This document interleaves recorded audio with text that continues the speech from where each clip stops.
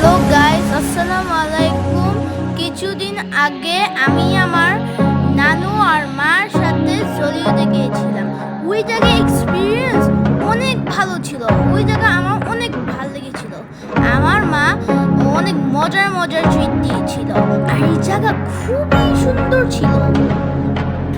এখন আমি একটা ভিডিও করছি, দেখছি। এখন তোমাদেরকে দেখাবো জায়গাটা কেমন।